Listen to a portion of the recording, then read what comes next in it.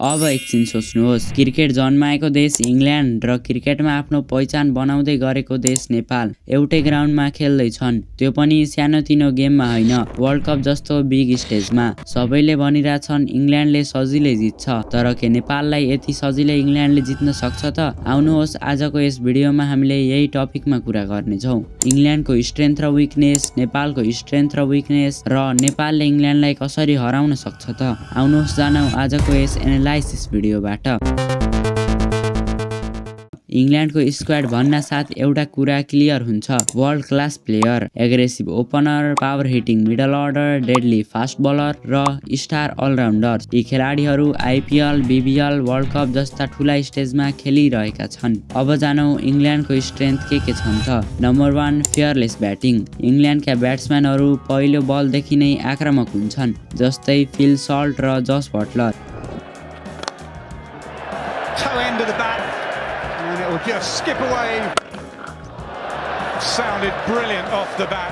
Number 2, fast bowling attack. 150 kilometre plus ball फाल्ने बलरहरू Jofra Archer र लुक वुड जस्ता खेलाडी पनि यही टिममा छन्।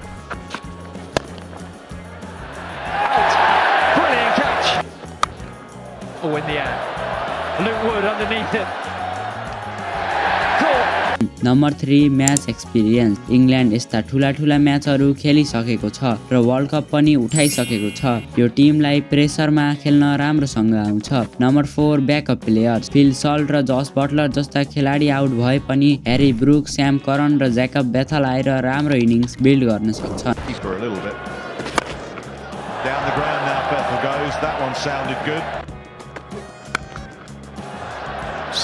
यही आगोमा घिउ थप्ने काम गर्छ नेपालको विकनेसले, ल्याक अफ क्वालिटी पेस बलिङ। नेपाली पेस बलिङमा पेसको क्वालिटी राम्रो छैन। सोमपाल कामी, नन्दन यादव र करण केसीले राम्रो बलिङ गर्छन्, तर त्यो इङ्ल्यान्डको अगाडि काम लाग्ने छैन। Inconsistent middle order. सुरुवात राम्रो भए पनि बीचमा विकेट खस्ने नेपाली टिमको बानी त हामीलाई थाहा नै छ। Pressure handling. ठुला टिमसँग खेल्दा प्रेसर बढी लिएको देखिन्छ। यी कमजोरीहरू सुधार नगरे इङ्ल्यान्ड जस्तो टिमसँग टिक्न गाह्रो हुन्छ। अब यत्रो कुरा गर्दा नेपालको जित असम्भव जस्तो लाग्छ होइन, तर रोक्नुहोस्, नेपालको स्ट्रेन्थ पनि छ। Number 1, spin bowling. नेपालका स्पिनरहरू इङ्ल्यान्डका ब्याट्सम्यानहरूका लागि सरप्राइज हुन सक्छन्, जस्तै सन्दीप लामिछाने र दिपेन्द्र सिंह ऐरी। नेपालको बेस्ट स्पिनर कुशल भुर्तेललाई त मैले बिर्सेको। Number 2, fearless young players. Sandeep जोरा र गुलसन्जा जस्ता यङ प्लेयर्सहरूको फेयरलेस अप्रोच नेपाललाई काम लाग्न सक्छ।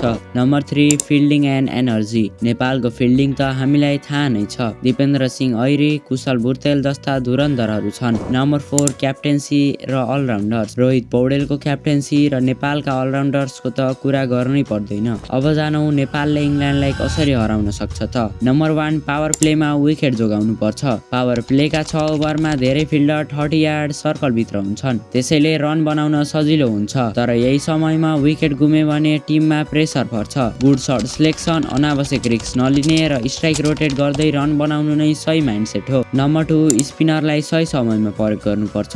स्पिनर तब प्रभावकारी हुन्छन् जब ब्याट्सम्यानहरू रन खोज्न बाध्य हुन्छन्। मिडल ओभरको 7 देखि 15 ओभरको बिचमा स्पिन प्रयोग गर्दा रन रोक्न सकिन्छ र गलत सर्ट खेल्न बाध्य पारेर विकेट निकाल्न सकिन्छ। नम्बर 3, डट बल प्रेसर क्रिएट गर्नुपर्छ। लगातार डट बल फाल्दै ब्याट्सम्यानलाई प्रेसरमा हाल्नुपर्छ। यही दबावका कारण उनीहरू गलत सर्ट खेल्न पुग्छन् र विकेटको सम्भावना पनि बढ्छ। टाइट बलिङ, सही लाइन लेन्थ र एक्टिभ फिल्डिङले डट बल बढाउन मद्दत गर्छ। नम्बर 4, ओभर कन्फिडेन्सको फाइदा उठाउनु पर्छ। जब अपोनेन्ट टिम धेरै कन्फिडेन्ट हुन्छ उनीहरू अनावश्यक रिस्क लिन्छन्। यस्तो अवस्थामा स्मार्ट बलिङ, स्लोअर बल, भेरिएसन र क्लेभर फिल्ड प्लेसमेन्टले उनीहरूको गल्तीबाट फाइदा उठाउन सकिन्छ। नम्बर 5, फिल्डिङमा 100% दिनुपर्छ। फिल्डिङ नै जित र हारको ठुलो फरक बन्न सक्छ। क्याच छुटेन भने विकेट पक्का हुन्छ। सेभिङ रन्स, डाइरेक्ट हिट र क्विक थ्रोले विपक्षीलाई दबावमा राख्छ। अन्त्यमा स्ट्रङ माइन्डसेट र रोल क्ल्यारिटी भयो भने नेपालले इङ्ल्यान्डलाई नहराउला भन्न सकिँदैन। यही कुरामा एउटा सायरी जाओस् न त, अर्ज किया है, वाह त भन्नुस्। मैदानमा नाम ठुलो होला तर हाम्रो सान सानो छैन। मैदानमा नाम ठुलो होला तर हाम्रो सान सानो छैन। हिमालको छोरा हुँ, मेरो रगतमा पानी छैन। हिमालको छोरा हुँ, मेरो रगतमा पानी छैन। बाँकी अर्को भिडियोमा। जय नेपाल।